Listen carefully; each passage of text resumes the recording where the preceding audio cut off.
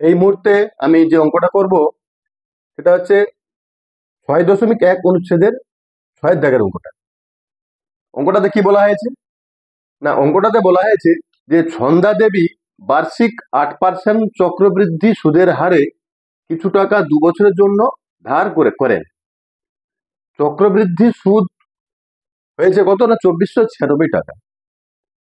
তাহলে এখানে আমাকে বের করতে হবে যে ছন্দা দেবী কত টাকা ধার করেছিলেন। অর্থাৎ এখানে পির মানটা দেওয়া নেই, আমাকে পির মানটা নির্ণয় করতে হবে। তাহলে আমি এখানে যে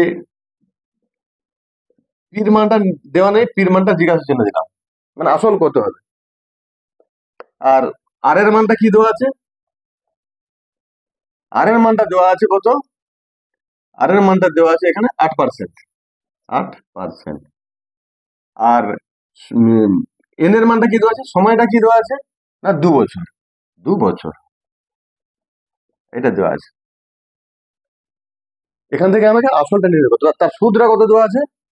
চক্রবৃদ্ধি সুদটা দেওয়া আছে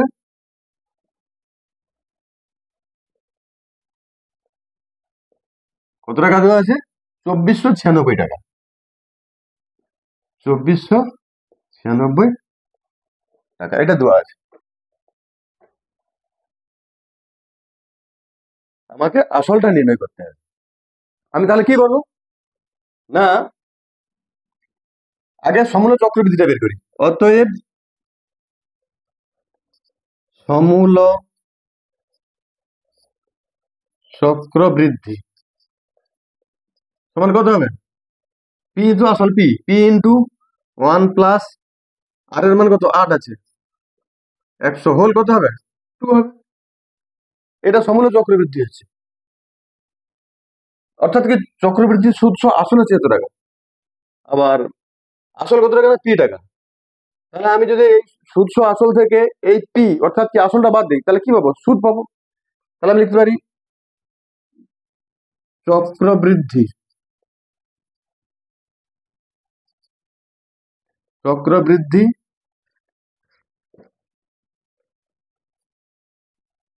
সুদ সমান কত হচ্ছে? P into 1 + 8/100 whole square minus P হবে। আসলটা বাদ দিলেই সুদ পেয়ে যাবো। এটা সুদ সহ আসল এইটা, আর আসল এইটা। তাহলে সুদ সহ আসল থেকে আসল বাদ দিলে কি পাবো? শুধু সুদ পেয়ে যাবো। তাহলে আমি লিখে দিতে পারি অতএব শতাংশের সুদ যদি আমি এখান থেকে পি ধরে এটা বের করতে পারি, আর ওখানে সুদ দেওয়া আছে এত টাকা, তাহলে এইটার সঙ্গে ওইটা সমান হবে। লিখে দেবো অতএব শর্তানুসারে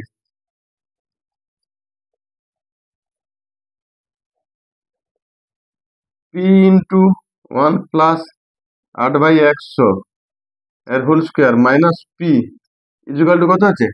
2496, যেটা আমার দেওয়া আছে এই 2496। এটাকে আমি এবার কি করবো? না সাধারণ আমি সমাধান করব, বা এখানে দেখো পি আমি কমন নিতে পারি। যদি আমি পি কমন নিই কি থাকবে? এখানে থাকবে এইটা 1 + 8/100 হোল স্কোয়ার মাইনাস কি থাকবে? 1 থাকবে। এখান থেকে পি তো নিয়ে নিলাম, তাহলে 1 থাকবে। ইজুকাল টু কত হচ্ছে? 2496। আচ্ছা, এই 1 কে আমি 1 স্কোয়ার তো লিখতে পারি, এই 1 কে আমি 1 এর হোল স্কোয়ার লিখতে পারি। তাহলে এটা এ স্কোয়ার, এটা বি স্কোয়ার হচ্ছে, তাহলে a + b × a - b করতে পারি। বা আমার পি আছে, পি থাক, ইন্টু আমি কি করি? 1 + 8/100 এটা হচ্ছে এ প্লাস বি মানে 1 ইন্টু আবার এ হচ্ছে কোনটা? 1 + 8/100 এটা হচ্ছে এ মাইনাস 1। এটা আমি করতে পারি ইজুকাল টু 2496, ওটা যেমন তেমন থাকবে। তাহলে আমি এটাকে এ স্কোয়ার আর এটাকে 1 এর হোল স্কোয়ার করে দিলে কি হচ্ছে? বি স্কোয়ার হচ্ছে। এ স্কোয়ার মাইনাস বি স্কোয়ার, এ প্লাস বি ইন্টু এ মাইনাস বি, এ মাইনাস বি। এটা হলো। এবার আমি কি করবো? এই দুটোটা ভগ্নাংশের যোগ করবো। বা পি আছে, পি থাক, ইন্টু এটা কত হবে? লসাগু তো 100, একের নিচে 100 1 আছে, 1 দিয়ে ভাগ করলে 100 হচ্ছে, 100 একে 100, এটা 100 হচ্ছে, প্লাস এটা 8 হবে, প্লাস এটাও 100 হবে। এইটা গেল এই। আবার এখানে কত থাকবে? এটাও একই রকম হবে, 100 হচ্ছে, এটা তাহলে 100 হবে, প্লাস 8 হবে, মাইনাস ওটা 100 হবে, ইকুয়াল টু কত হচ্ছে? 2496। এই গেল। এখানে দেখো, একটা 100 একটা 100 কেটে গেল। আমি উপর থেকে কিছুটা মুছে দিচ্ছি।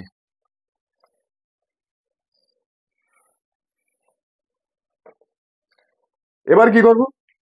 এখানে কত হচ্ছে? 100 প্লাস 100 200, 208/100 হচ্ছে। তাহলে আমি বা পি গুণিতক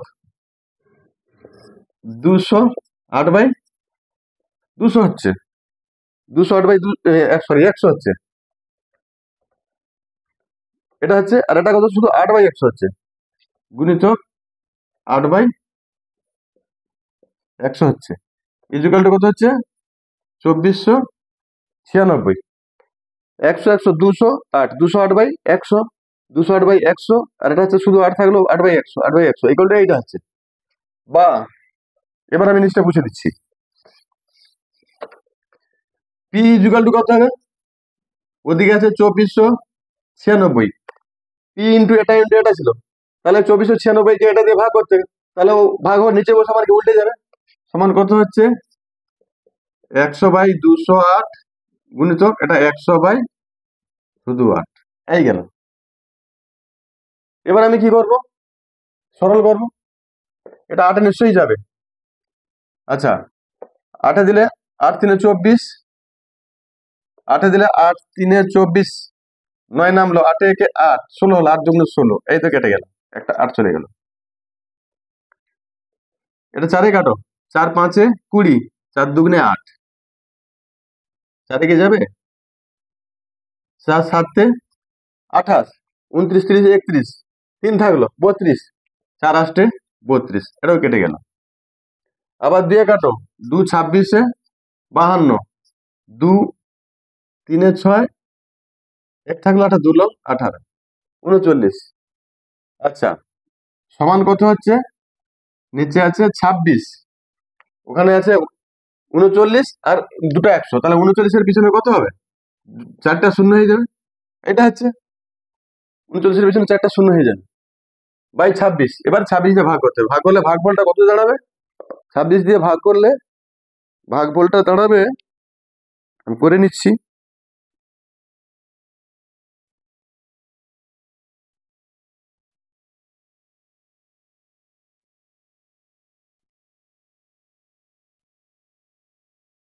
1500 টাকা।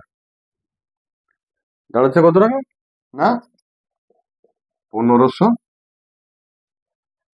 টাকা। কেটে তো যাচ্ছে, 13 দুগুণে 26, 13 3 39, 1 2 3 4, কেটে গেল। আবার 2 1 2 2 5 10,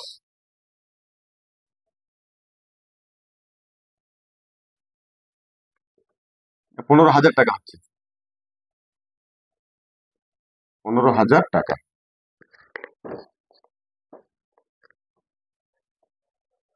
এই 15,000 টাকা তিনি ধার করেছিলেন। অতএব সন্ধ্যা দেবী দেবী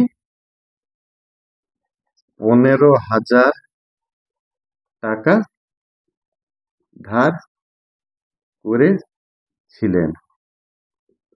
এটাই হয়ে গেল অঙ্ক আমার।